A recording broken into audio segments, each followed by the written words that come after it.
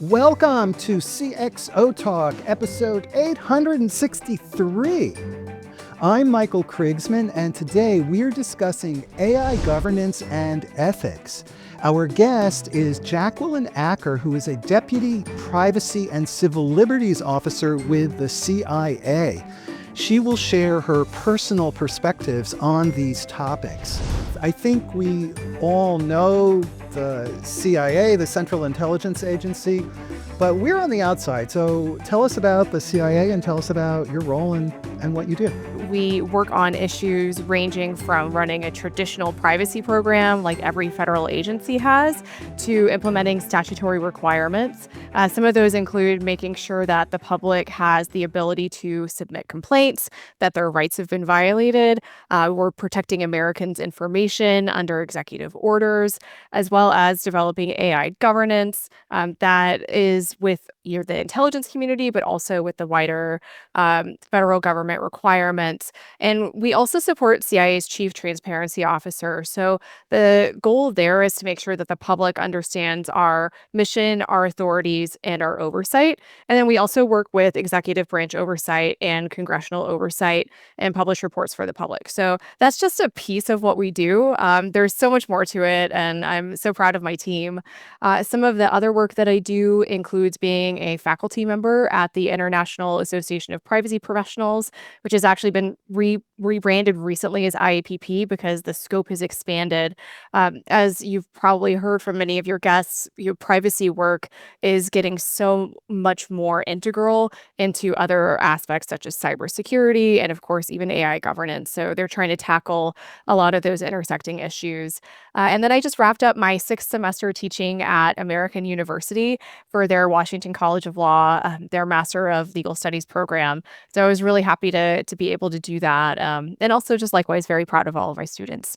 We all like these spy shows about the CIA and conspiracies. Do you folks in the CIA watch these shows, and what do you think about these shows? Well, I can't speak for everybody, the whole CIA, but I am. So, and I haven't seen every show there is out there, but there's a few that I follow pretty closely. I've really enjoyed the new Jack Ryan series with John Krasinski. I loved The Americans. I watched every episode of that, and then kind of followed Carrie Russell on her journey through The Diplomat. But I think lately my favorite has just been Slow Horses because it just cannot get any better than Gary Oldman, longtime favorite of mine. So when you watch these shows, do you say to yourself, oh, that's a close reflection of what we really do in the CIA? Or do you say that is total science fiction fantasy? Like, how do you relate to these things? I would say more grains of truth in them than others. Like, I'm not running around, in foreign countries. Like, I definitely sit at a desk most of the day. So for me, it's always just a different perspective maybe. But I think it is amazing seeing how Hollywood has always portrayed a lot of what we do, and same thing with like our, the counterparts in Britain and some of the amazing, movies, James Bonds and things like that. I personally don't see myself as one of those, but I do enjoy watching them, especially when, every once in a while there is something where you're like, oh, that has a grain of truth in it. And for me, those moments are usually like how amazing the coworkers are and how much they take care of each other and things like that. That there's kind of a saying that at CIA we're family, and I think that's the part that I like seeing in these Hollywood portrayals. So that sense of taking care of each other, that resonates with you as being real. That part, yeah, absolutely. I've been at CIA for over 11 years now, and I think that's, I when I started there, I didn't know how long I'd be there. I was like, "Oh, it sounds like a cool job." I had a friend who was like, "Hey, we're hiring lawyers. You should come over." And I was like, yeah, of course I'm gonna go do that. That sounds so cool. And then I got there and I was like, well, we'll see how it goes. I'm, fresh out of law school trying to figure out, how I want to spend my career. And I just came from a really wonderful firm out in Oklahoma. So it was kind of a big leap for me to try something so drastically different. But the people are why I've stayed and the mission that I've been able to work on as well. Why is AI ethics important to the CIA? for us, what's special is it's about the trust of the American people. So if we don't continue to use AI responsibly and ethically, then we could lose that trust and lose the trust of our partners around the globe, around the country and industry and things like that. So at the very bottom line, it's really all about trust. Trust in the agency and the role of AI ethics is ultimately to maintain that trust. Trust is a lot of things, but part of it is getting it right. Part of it is making sure we're protecting those American values, privacy, civil liberties, things like that. And when we don't, if we don't maintain that trust, then the consequences could include things like losing our authorities to collect data and things like that. And that would make our mission of protecting the public that much harder. So I think, trust it's almost a fundamental part of what we have to do. When you think about AI ethics, can you describe what that encompasses for you? I think that can change from organization to organization, from person to person. So, in addition to trust, I think it's also making sure that others understand what you're doing. So that is part of transparency and making sure people understand that your product is trustworthy, making sure they understand how it was created, what were the rules that you were following when you made it, and for the people I talk to in industry, that can also mean explaining that to a consumer, explaining that to your insurance carrier, even. So you being able to make those guarantees, whether it's for sales or to government oversight. I think the transparency piece is a big part of the ethics. It's also, I think, there's so much more to ethics and creating responsible AI. But I would say having a good program in place, having processes, having some sort of governance and oversight mechanism. Those are all really, really key pieces to it.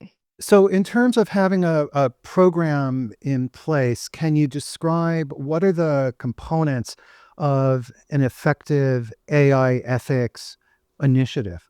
It really does depend on the organization. So, factors could include, what context you're working in. Are you in healthcare? Are you in education? Where are you located? Are you in the EU, for example? Your organization's opinion. What do they value? And all of those things play into building your program, because you have to really define first, like, what does your organization mean by AI ethics? So, for example, in the intelligence community, starting in about 2019, we wrote the Principles for Intelligence Transparency. And those principles were based on general principles for ethical intelligence that had been around for a while, but we used that and lifted it and shifted it for artificial intelligence. So we built on something that already existed, this kind of ethos that we already had. And then we said, okay, well, that's great, but how do you actually do that? So we worked really hard with data scientists, lawyers, and people from, at the time, I think it was 17 different intelligence community agencies. I don't think Space Force was there yet. But we worked with people across the entire community to create a framework that is basically a set of questions meant to work with any agencies, authorities, and be very flexible, even with what kind of technology it's about, so that everybody has a common script to go through for, okay, well, how do we make sure that we're upholding these values? Like, what do we mean by, what is ethics? What are our data requirements and things like that? So that was a really key piece for us in the intelligence community. It got signed in 2020, in June, which was kind of a crazy time, but it was really important that even in the midst of all of the big changes, we were setting that foundation, because having a governance framework out early, and also having one that it was created by so many people and therefore can be adopted writ large, was really key to us, because we knew we were going to have to use this technology. And if you set some minimum guardrails, you can go faster, right? So, like, cars originally, you didn't have brakes, and so they couldn't go very fast. But once they had brakes, they could go faster. And for us, a lot of that's also still about that trust and making sure things were safe and everything. At an organization like the CIA, When you say that it's signed or adopted, where does that adoption or authority to adopt sit inside the organization? For the ethics framework, that was signed by the then director of national intelligence. So that was at the director of national intelligence is part of the DNI, and they kind of they're I would say like the integrator across all of the IC. So for IC wide policy, that's really the appropriate place there. That's not going to be the same at a lot of different organizations. Maybe large companies have subsidiaries and things like that, but for governance and for ethics, even like within the federal community, there's a lot of different ways to do it. You can have that be more centralized, or you can have it be decentralized. You could have kind of hybrid approaches where there's one group that creates the overall policy, and then the people who actually carry it out are maybe integrated into different parts of your organization or agency. So this framework, we had to write it to be able to work in all of those different environments, which was a really fun challenge. But I think, we're here, 4.5 years later, and it still works really well. So very proud of that. Please subscribe to our newsletter. Check out CXOTalk.com. We have excellent shows coming up. Subscribe to our YouTube channel. We have an interesting question that has come in from Twitter, and this is from Arsalan Khan, who's a regular listener. He asks great questions, and he says, who defines the ethical boundaries? Who should or shouldn't define these ethical boundaries? At every organization, that's going to be different. And I talked earlier about how the organization's culture matters, but also things like, what about where are you located? So geography, for example. I think some ethical boundaries are just built into the laws where you are. So we've seen a lot of that in the United States with different state level rules on AI. Of course, with the EU, there's the EU AI Act. So you have it at, for AI specifically at those kind of levels. But I would say even more granularly, there are rules that you maintain data requirements, right? So, a lot of I would say ethics is actually just data ethics. What data are you allowed to have? How long are you allowed to have it? What protections does it have to have?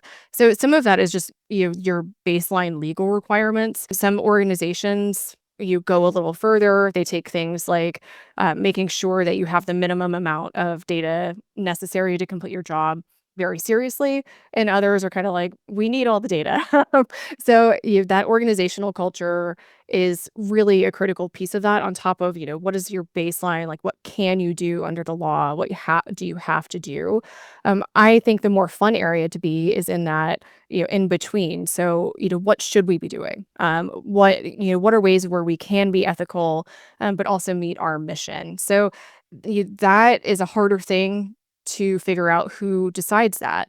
And again, for your organization, it might be your shareholders, it might be your CEO, it might be somebody else. We're seeing a lot of organizations start to have chief ethics officers, even chief AI ethics officers. So I think like there's still kind of some norms forming around that in the AI space.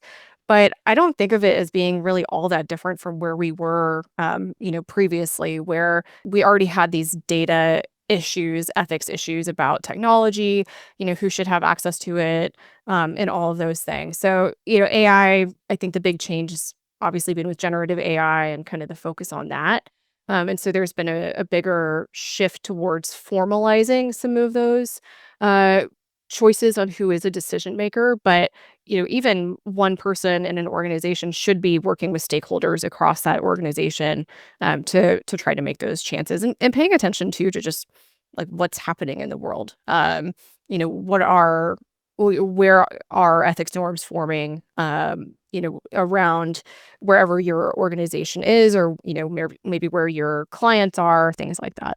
Are there unique aspects of this that are specific to intelligence organizations that might be different from what we're used to in the private sector?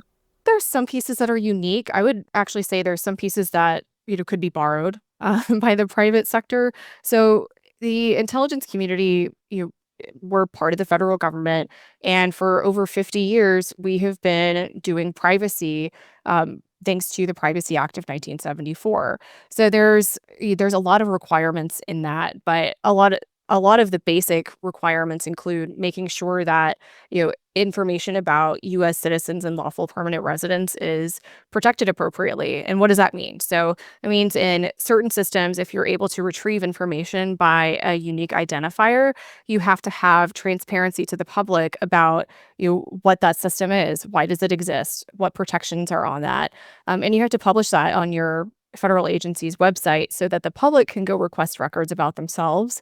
And they basically have this right to access their records and then amend them if they're wrong. So there's been a big check on the federal government for 50 years, and that requires a lot of work to make sure that your data is protected appropriately. And there's a lot of accountability there. So I think there's a good chunk of that piece that companies can learn from. You can go to any federal agency website and see examples of that. Department of Justice, of course, has some amazing resources as well. But even things like a privacy impact assessment, a lot of organizations are looking at the federal government's privacy impact assessments and say, oh, we can shift this into an AI impact assessment. It meets a lot of the standards, or they're using those already for their internal privacy programs and then just like building on that. So yeah, there's that piece that's kind of special to the federal government that I think can be borrowed from. But the other pieces that are, I think, challenging are, in the intelligence community, we can't always be as transparent as we would like because we have to keep sources and methods safe. So we can't always share the ways that we got information or who we got it from, and things like that, or like the technology that we're using with the general public, because then we wouldn't be able to continue using those. So instead, we have this really robust system of governance and oversight with people who are cleared. So there's cleared members of Congress. There is the Privacy and Civil Liberties Oversight Board. There's even my office. So we have our own internal oversight requirements. So that is a little bit different. But although I say it's different, I actually see a lot of that in private companies as well. You may want to have your own kind of internal auditing or internal oversight so that you're not sharing trade secrets and things like that. So there's actually a lot of parallels, even though I think I'd like to say that it's all very unique and very special, and we're the only people who can do this. But at the end of the day, I think that there's a lot of great ideas that the private sector can and has borrowed from those processes. And of course, what you're doing at the CIA has a lot of maturity. And so there are lessons, I'm sure, that the private sector can learn from that. Yeah, absolutely. I mean, after 50 years of doing the Privacy Act, federal agencies really have some great experience there, and it's not always been perfect. There's definitely with any new rules and any new technology, there's challenges and there's growth.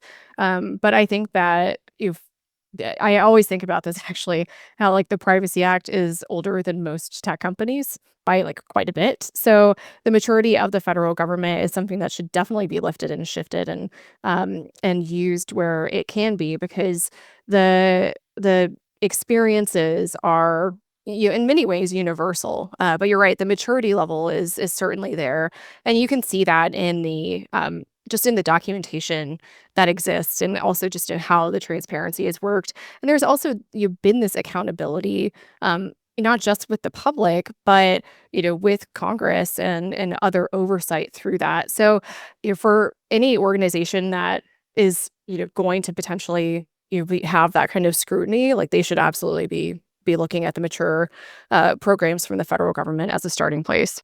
We have a couple of more questions that have come in. And interestingly, both of these questions now relate to international relationships and boundaries. So let's try these. And this first one is from Greg Walters on LinkedIn. And he says it's his contention that the AI revolution, including privacy, is being led by the US, and that the US is the best hope for an ethical and free deployment and use of AI. I'm just reading his question. And he says this: he asks this, what real threats to freedom and liberty can our adversaries implement with AI aside from drones? There's a values challenge internationally right now. And yeah, the US has definitely been trying to lead on this. We saw this even with the National Security Commission on AI report. It was like 700 something pages long. It came out a few years ago before, again, the generative AI boom. But that report talks a lot about how this is a values competition and how, there are so many different threats to values. And one of the things that I personally find interesting about all of this is the need to protect American values. That's obviously part of what my office does. But the intersection of that need with also the need for the United States companies to be successful. I think there is a lot of you can read 8 different news stations articles and get 8 different answers about, like, what part of that is important and who should win out and, what that means for the international community. But I really like that. I think that report is, something that still stands pretty well on explaining, why some of those values, systems could be I don't wanna say, like, in peril, but what those competitions really are at that international stage. And a lot of the kind of predictions that it had, I think, have been playing out. So if you don't have 700, or time to read 700 something pages, I'm sure you can find an overview somewhere or just read the executive summary. It's very interesting to hear you talk about this values competition and then the relationship between that and the need to maintain an ethical stance. Is there a tension or conflict between these two different goals? I think there's so much alignment here. I strongly believe that creating technology, using technology, and doing that in alignment with your values actually helps, because it helps maintain that trust. It helps create an ecosystem where you can work with, partners, whether that's in the private sector or overseas, and that really helps bring these kind of like alliances together of, hey, we all have the similar value structure, so like let's work together. I think that's a huge strength. I think that's a huge American strength. But that's part of why it's so important to get it right. And that report really does a fabulous job of kind of explaining, all of those things. But personally, I really do believe that there's alignment there. I think that values are a big part of our strength.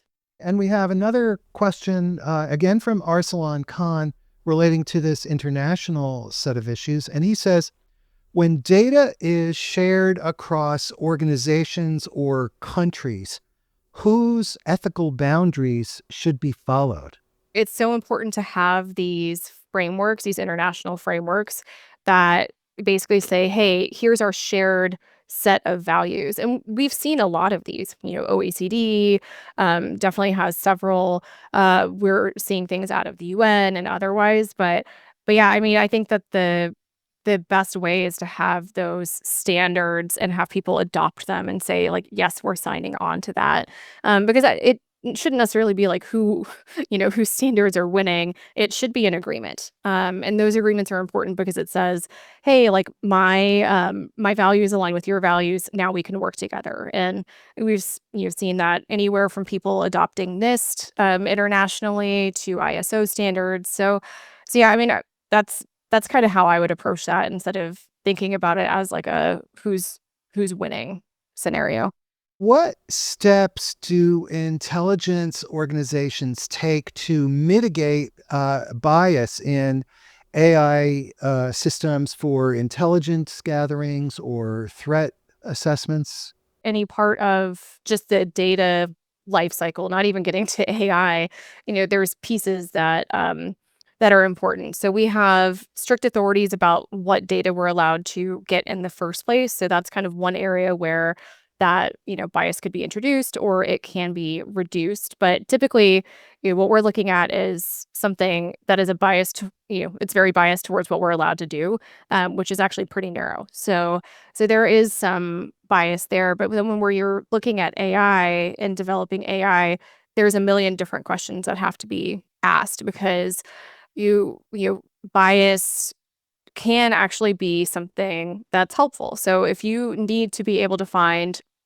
um, X topic, say like, I don't know, widgets or something, and you need to be able to find those widgets in pictures from anywhere.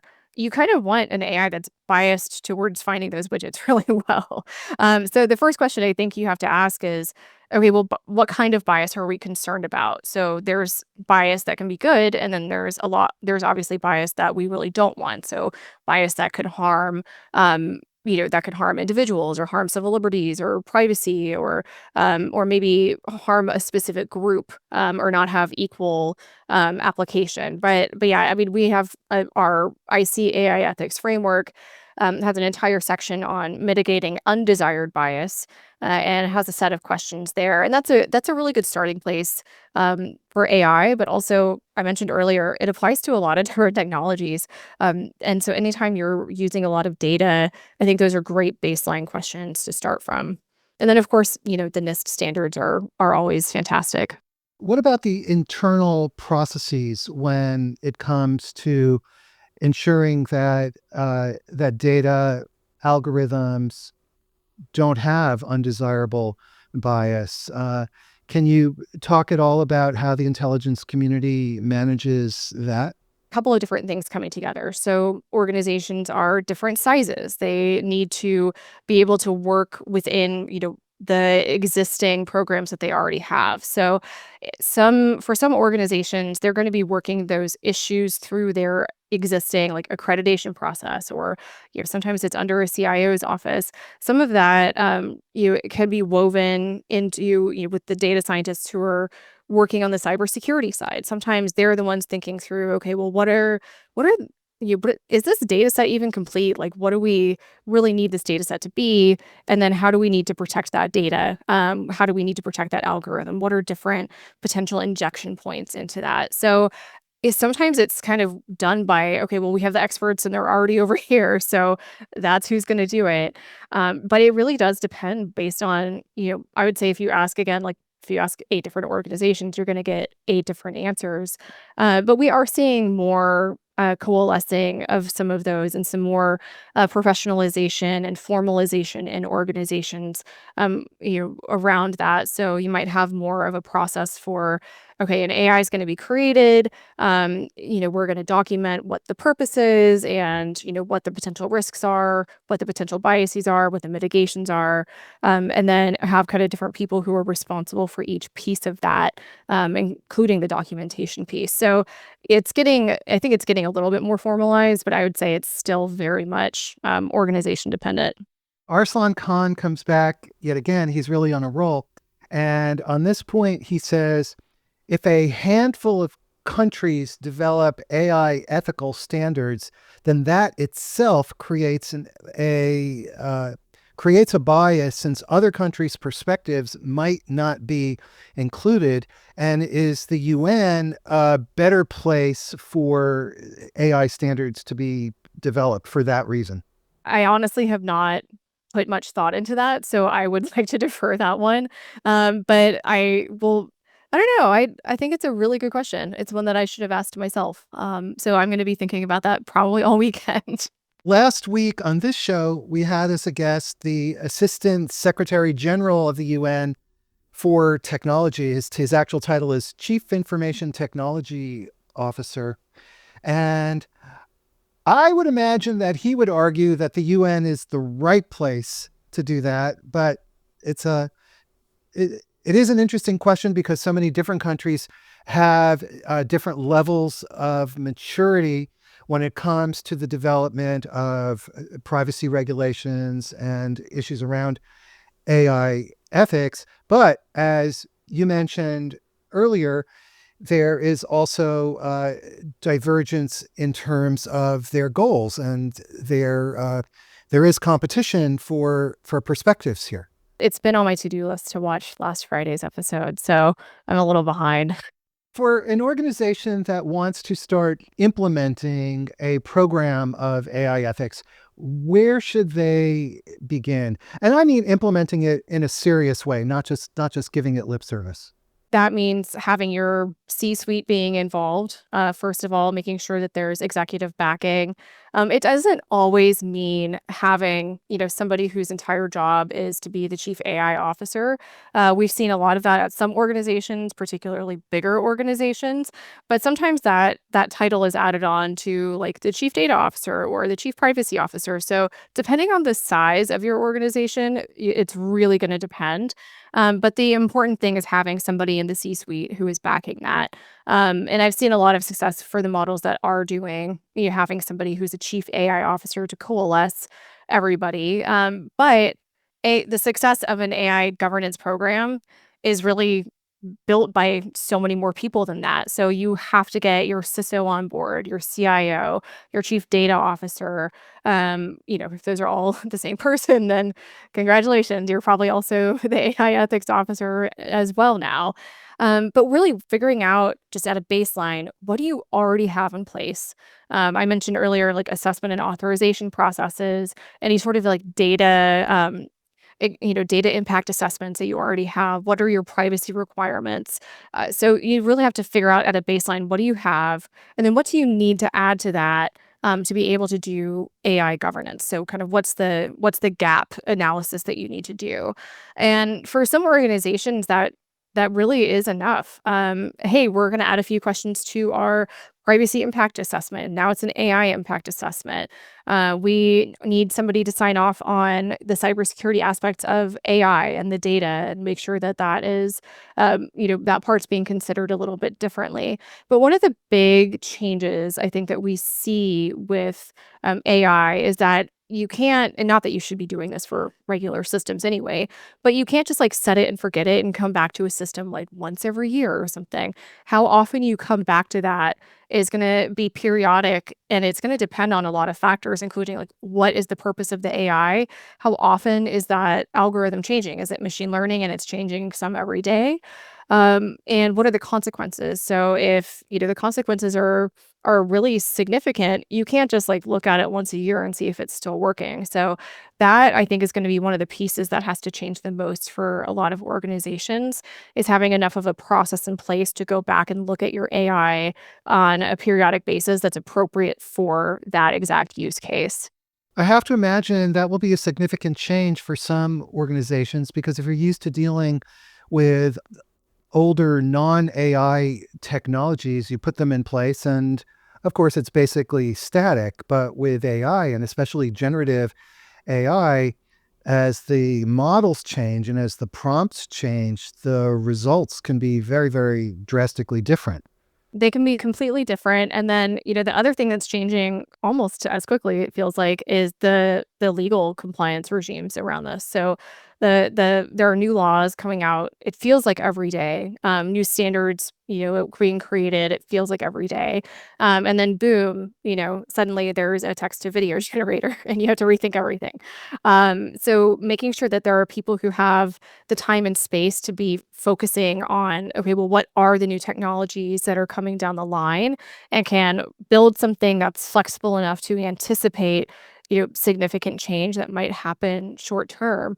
But things that probably aren't going to change are things like, okay, well, we need to have some sort of data impact assessment, or if we're procuring things, like we need to have some baseline procurement processes. And there's been some great work being done on procurement by a number of different organizations. So I think those are really critical pieces for a lot of organizations, making sure that you have your lawyers involved, obviously, especially in that procurement, or if you're selling something. But yeah, also having people who have the space to focus on, okay, so what laws might be coming down the pike? Because if you are working on creating a governance program, but there's going to be a big compliance regime, being implemented, you just build towards it now. And think through too. It's easy for me to say all of this, right? But nobody has nobody has time to do this for every single AI. So really being able to rack and stack like where that risk is the highest and focusing your energies on that. You've raised a really interesting point. With AI in particular, you can't, as you said, take a static view because it is changing so rapidly, which places an additional burden on folks who are dealing with these issues to not only manage and lead what's inside their organization and the ethical issues around that, but to a very large extent, also be looking outside into the environment, into the changing legal environment, the social culture environment, and the expectations. So it's like a very large, it becomes a large mandate.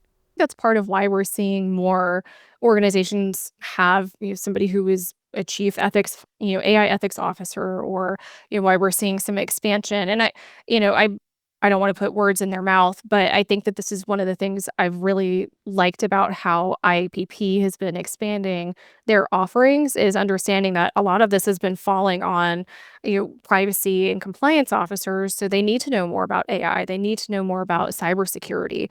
They need to know more about these different areas. So, I actually helped them develop the AI governance professional certification over the last couple of years, and I helped teach that class to make sure that we're kind of bringing up the next generation of AI governance professionals. And the people I've had in my class hail from far beyond privacy, so it really is expanding. But kind of flexibility and an anticipation are the new nature of the game. Like you said, it's not static anymore. You can't do like a waterfall development process. You really have to be more elastic. And it's so interesting that if you don't have your ear to the ground when it comes to likely potential regulations and social or cultural expectations, you can really be screwed right almost out of thin air because you weren't watching the broader view beyond your narrow domain. That's really true, and, there's so many pieces that, there's still norms forming around too, so, anticipating some of them, but also, like, if you have the ability and in your organization to be able to actually do some of this and figure out how to do things like, "Okay, well, what should an AI incident response program look like? Is it the same as a privacy incident response or a cyber incidents response program?" Probably not, because where an AI goes wrong could be, the data was wrong. So you're gonna have a different set of stakeholders in place. But if you can help create processes that work, those might start becoming the norms, right? And go teach people, "Hey, here's what's working for us." We had an incident and now, because we had this process, we knew where to go back and fix the algorithm. We got rid of, this errant data stream and now it's working again, or, whatever your system is. But yeah, I think if you have time to focus on some of those more nascent issues, you may also be able to help influence, what those norms are. And make sure that it actually works for an organization. And I say this as a policy person, but like I try to bring a data scientist along with me to every conversation I have because like nobody wants the lawyers or just the policy people to be writing this. Like it has to actually work at the end of the day. So I would very much foot stomp having an interdisciplinary team on that. And on that exact topic, we have a question from Elizabeth Shaw on Twitter who says, what is the cross impact of the ethical use of AI on corporate or CIA ethics programs, the impact on each other? You touched on this a little bit earlier. There's kind of a cultural aspect to this where to enable adoption of AI, which organizations all need to do, right? You have to have an understanding of what your organization's values are. What does ethical AI mean to you? What does governance mean? And that can also be like everybody. So even if you aren't somebody who is developing AI for your organization, if you are thinking about using Copilot or you are using ChatGPT or Google Notebook or whatever you are using to help you do your work, you need to understand what your organization's kind of ethics and requirements are around that. What data might you be sharing with OpenAI or Microsoft or anybody? Have an idea of what your company or organization is comfortable with for that. But also, what if any requirements are there for double checking things, making sure that you're explaining that something was created with the help of AI. Just like cybersecurity, right? Every organization has cybersecurity training. I'm assuming. If you don't, let's talk afterwards. But people have to take that so they know to not click on a certain email and and infect something. And that same sense of responsibility and same sense of shared values should be applied for AI as well.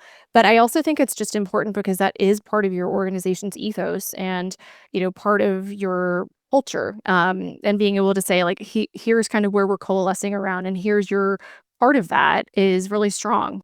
We have another question from Twitter, again from Arsalan Khan. Arsalan is really on a roll.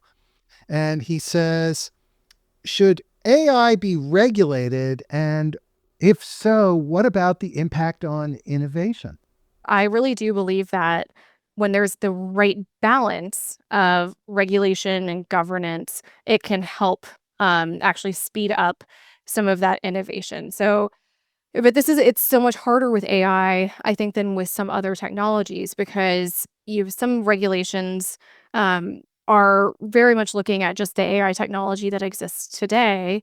And some of the AI technologies that people are building towards, maybe you need a different type of governance altogether for. So I think, we have to be very conscientious to get that balance right as a society.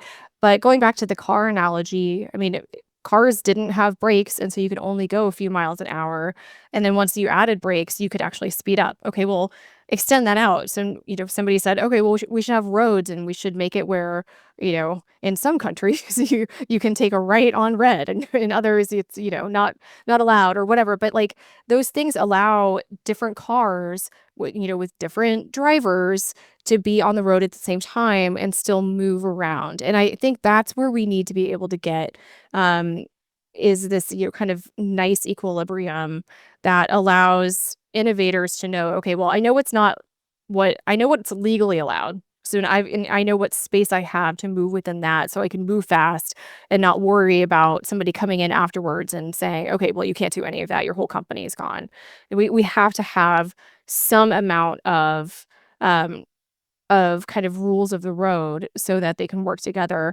But also, I think that's going to be important because AI is going to have to work with AI, right? It's not all about humans anymore. Like we're going to have some standards so that, we can say, okay, well, this AI is going to be interacting with this AI and, how do they know that they can do that? So, we have to be able to build towards like the world that's going to exist instead of just the one that we're in today. And it's a huge challenge. I don't pretend to know the answer. I think we're all working to get there a little bit at a time every day. It's a very interesting point that having clarity around what's allowed, what's not allowed, enables interoperability to take place and predictability as well, which is so important in for any organization. Yeah, and for sales too, right? Like if somebody's gonna I mean, I don't know why this is what just came to mind, but I had a Furby as a kid, and I don't know if anybody even remembers those, but there was a lot of controversy when, because everybody bought them and then they kind of did different things. And people were like, okay, we didn't know what we were getting into. Like I would like to return my Furby, or like my kid's Furby is now in a closet buried underneath like a bunch of coats or something. So like nobody can hear it. That's not what you want, right? Like you want your technology to be adopted and trusted and, for people to say, hey, this was really well done. Like I understand how it works. I have as much transparency as I can. So that trust is still, I think, at the baseline of a lot of this. And you have to have, the trust has to go both ways. The technologists have to trust that the policy people aren't going to just change their minds all of a sudden, right? So that conversation really has to have all of the parties at the table. And I mentioned this earlier, like I like to bring a data scientist with me basically everywhere. If I could actually just bring one everywhere, that would be fantastic. But it's, we have to make sure that just because something sounds like a great solution, it will actually work. And a lot of times that's a conversation. And I'll be honest, like sometimes the data scientists are the ones who come up with better policy solutions than the policy people because they understand really the nitty gritty of like, okay, well, here's what's possible. Or like, hey, and that's not what we're building towards. So making sure that that is a conversation not just happening kind of as a blue sky exercise with a bunch of policy folks is really critical. That's definitely important. If you start making policy without having a pretty complete understanding of the implications of the technology, the data, how it's actually being used, and what the implications are, then your policy is going to miss the mark. Yeah, absolutely. Can you talk about governance? You've mentioned governance a few times. Can you drill into what do we mean, or what do you mean when you talk about AI governance? If you are still struggling to get your data governance program in place, I would say continue that work, but with an eye towards what you might need to do for AI as well. But, governance means a lot of things. I think you at the baseline, it's processes that enable you to have responsible AI, ethical AI, but some just very high level parts of governance, in my opinion, are things like, okay, define what is it that you're actually trying to do with this system. What is the scope of it? What is its operational environment, and what specific tasks are it going to perform? Because if you define those, then you can then do this analysis of, does that actually work within our organization's ethical principles and our goals? Because sometimes things sound like a great idea, but then when you start taking a step back or peeling that onion back, you realize like, well, maybe that the impact of that is actually not aligned with our goals. So having, governance to me is even just sitting down and having that conversation up front of like, what are we trying to do here? And is that part of our organization's principles? And then from there, okay, well, what data do we need to do that? Are we allowed to have that data? What do our stakeholders think about this? Whether that's internal stakeholders or external stakeholders. Are you in a highly regulated environment? What rules apply? What rules might apply going forward that we should plan for now? There's some really interesting work being done by various different, I would say like a lot of former government people too, where they're saying like, hey, if you're trying to build something, if you're trying to build something that's going to do X, you should probably figure out how to do, privacy protections up front. So, being able to have anonymization and things like that. So you have an idea of what rules might apply tomorrow as well as what rules apply today for just your plain data requirements. So that's a big chunk of governance as well. Of course, bringing in your lawyers is always good advice. So making sure that that compliance is happening, not just with any of your policy folks, but also with your lawyers.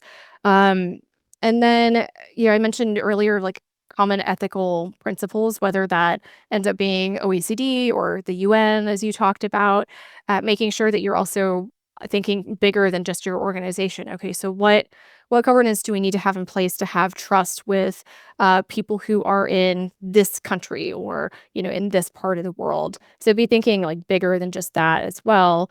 That could even include things like transparency requirements or security requirements and accountability. And then also, not just doing all of this because it's like the right thing to do, but making sure it really is part of your organization's ethos and value system. So I mentioned earlier, you having nobody has enough resources to do this for like every single little piece of AI because it's going to be part of a lot of what we do. But making sure you understand like where you really, really have to do this, and you have processes in place for actually going through some of that governance. And then you talked about bias several times. Like that's absolutely part of governance. I would say it's not just about bias, but it's also about fairness. So making sure your data sets are representative and that you understand like who could benefit from them and who might not benefit from them, and write those down and figure out what mitigations you need to have. And then have that ongoing monitoring to make sure that you're still being fair and being not having undesired bias. And then having transparency, whether that's with your internal stakeholders or you might be required to have that with external stakeholders. That's a key part of governance as well. And then accountability. So basically who is responsible for making sure that this use case goes the way that it should. That's a really critical piece as well. Who's going to continuously monitor this? Who's going to do the auditing? If there is an incident, what is your process for responding to that and mitigating that, and maybe even briefing it out and documenting it and remediating it and everything. So those are all really critical pieces. I would also say just iteratively improving on something. So not just checking to make sure it doesn't go wrong, but as we have new technologies or as we have new standards, how are we going to integrate that into our system? So governance can mean more than that. It can, and again, change kind of depending on the organization. But I think those are some kind of basic areas where most organizations align about what is governance. Wow, you've just given us the PhD course on governance. Oh, hardly. There's so much more to it. I can see you're very passionate about this topic. I could do it all day, every day. Actually, that's kind of my job. So, plus privacy and civil liberties and all that other stuff. But no, I've been really lucky to be able to work on this for over 6 years at this point. I like to say I did it like before it was cool, but it is amazing how with the advent of generative AI, so much more focus has come to bear on these issues. And I think honestly, a lot of it's just gotten more complex. And for me, that makes it more interesting. But I'm really glad that people are having this conversation. I think, kind of together, we're all creating those norms and helping move the world forward on it. What advice do you have for business people? What can business people learn from government efforts? There's so much out there that you can pick and choose from and kind of make sure that you're tailoring it to your organization. And you looking at anything from, okay, well, what are transparency reports looking like? I mentioned data impact assessments, privacy impact assessments, as well as I briefly mentioned like system of record notices that explain to the public, here's how we protect your data, here's the requirements there. Those are all fantastic resources to get started if you're like, I don't know what to use. But also, I think, not just because the government has experience, but they also have lessons learned. So I would learn a little bit about the history there. But also maybe learning about, what's not the same. So if we're working for the American public, maybe not for shareholders. What is that nexus, and like what might you want to do a little differently? Very interesting. Well, a huge thank you to Jacqueline Acker, who is the Deputy Privacy and Civil Liberties Officer with the CIA. Jackie, thank you so much for taking time to be with us. Your very interesting comments. Oh, thank you. No, I'm glad to be here and share kind of my perspective, and thanks for all the great questions too. I know I will be thinking myself about some of those all weekend. So Yes, thank you to everybody who watched. You folks who asked such great questions. You guys are really smart. Before you go, please subscribe to our newsletter. Check out CXOTalk.com. We have excellent shows coming up. Subscribe to our YouTube channel, and we'll see you again soon, everybody. Thank you so much, and have a great day.